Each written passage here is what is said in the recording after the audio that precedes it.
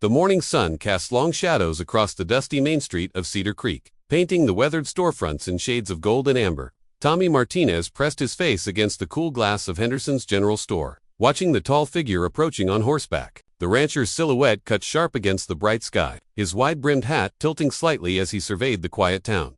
Tommy's younger sister, Maria, tugged at his worn flannel shirt. "Who is that man?" she whispered, her dark eyes wide with curiosity. "That's Mr. Samuel Blackwood," Tommy replied softly, never taking his eyes off the approaching rider. "Mama says he owns the biggest cattle ranch in 3 counties.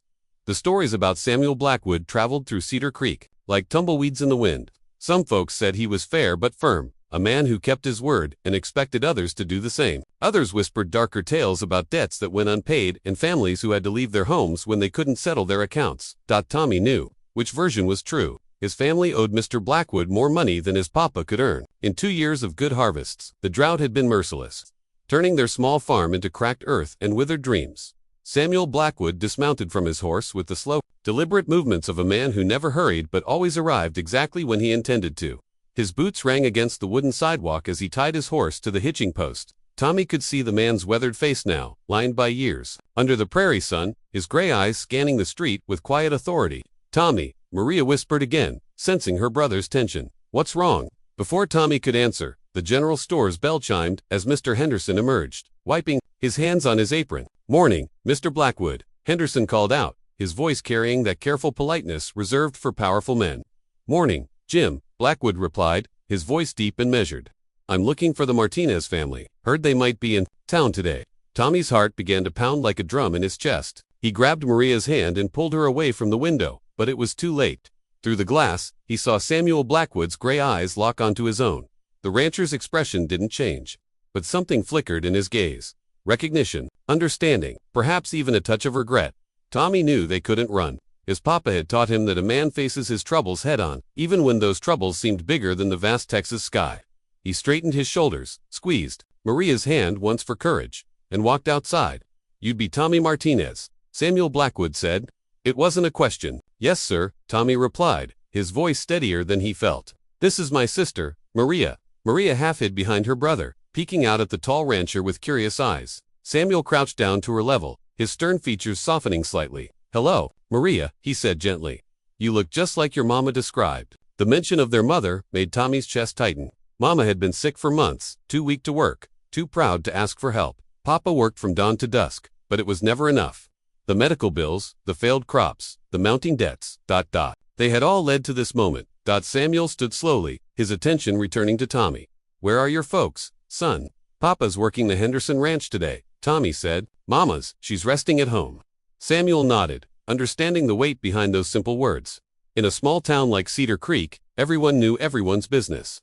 He knew about Elena Martinez's illness, about Carlos Martinez's desperate attempts to keep his family afloat, about the debt that had grown like a shadow over their small farmhouse. "I suppose you know why I'm here," Samuel said quietly. Tommy's throat felt dry as desert sand. "Yes, sir. About the money we owe you." The rancher studied the boy's face, noting the determined set of his jaw, the way he positioned himself protectively in front of his sister. At 14, Tommy Martinez was trying to be the man his family needed him to be.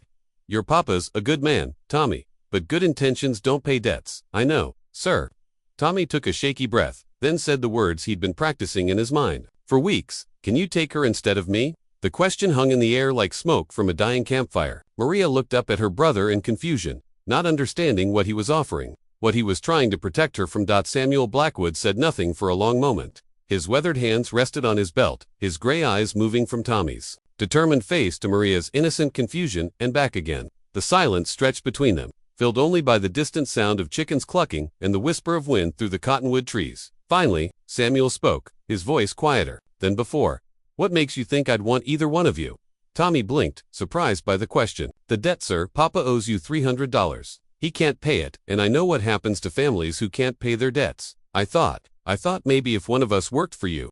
You thought I was here to take children as payment for their papa's debt." The way Samuel said it made Tommy realize how strange it sounded, but in his desperation, it had seemed like the only solution. "Isn't that ... Isn't that what you do?" Samuel Blackwood's expression changed then, a flicker of something that might have been pain crossing his weathered features. He removed his hat and ran his fingers through his graying hair. "Son, I think there's been a misunderstanding about what kind of man I am." He looked down at Maria, who was still clinging to her brother's shirt, then back at Tommy. "I didn't come here to collect children. I came to talk to your family about working off the debt properly. Your papa's got a reputation for being honest and hardworking. I could use men like that on my ranch." Tommy felt his world shift, like the ground beneath his feet was finding new balance. "You mean, you want to hire Papa?" "That's exactly what I mean. Fair wages for fair work. Your family keeps their home. Your papa earns steady money, and the debt gets paid off over time. No children getting taken anywhere they don't want to go." The relief that washed over Tommy was so strong it nearly brought him to his knees. But Samuel wasn't finished speaking. "But I'll tell you something, son. What you just did, offering to take your sister's place, thinking you were protecting your family, that tells me more about your character than anything else could." Samuel crouched down again, this time looking both children in the eyes. "I could use help on the ranch too, if you're interested. After school work, weekends, summer months, teaching you both about horses, cattle, the land, learning skills that'll serve you well no matter what path you choose in life." Maria, finally, spoke up, her voice small but curious. "Would we get to see the horses?" Samuel's stern face cracked into what might have been a smile. "Every day, if you wanted, and we could still live at home?" Tommy asked, hardly daring to believe what he was hearing. "Son, I wouldn't have it any other way. A family belongs together." As if summoned by their conversation, Carlos Martinez appeared. At the end of the street, his work clothes dusty from the morning's labor, he stopped when he saw his children talking to Samuel Blackwood, his face cycling through worry, fear, and resignation. "Papa," Maria called out, running to him with the boundless energy of a 7-year-old who had just learned she wouldn't be separated from her family. Tommy walked more slowly. Still processing the turn his morning had taken, Samuel Blackwood followed, his boots clicking steadily on the wooden sidewalk. "Carlos," Samuel said, extending his hand to the shorter man, "I was hoping we could talk." As the two men shook hands, Tommy watched his father's face change from wariness to hope. Samuel Blackwood was not the man the rumors had painted him to be. He was something better, a man who understood that strength came not from taking what you could, but from building up what was broken. The conversation between the adults was brief but thorough. Terms were discussed, arrangements made, mutual respect established. Tommy listened to every word, learning about the kind of man he wanted to become. By noon, the Martinez family had a future again. Carlos would start work on the Blackwood Ranch the following Monday. Tommy and Maria would join him after school and during summers, learning skills and earning small wages of their own. As Samuel prepared to leave, he placed a gentle hand on Tommy's shoulder. "You've got the heart of a protector, son. That's a rare thing. Use it wisely." Tommy nodded, understanding that this moment had changed him in ways he was only beginning to comprehend. "Thank you, Mr. Blackwood." "Samuel," the rancher corrected. "We're going to be working together. Might as well use my name." As Samuel Blackwood rode away, his figure once again becoming a silhouette against the bright sky, Tommy stood with his family and watched. The morning's fear had transformed into something else entirely. The quiet confidence that comes from knowing that sometimes when you're brave enough to ask the hardest questions, you might find that the answers are more beautiful than you ever dared to hope. The sun climbed higher over Cedar Creek, and the Martinez family walked home together, their shadows shorter now, their future brighter than it had been in months.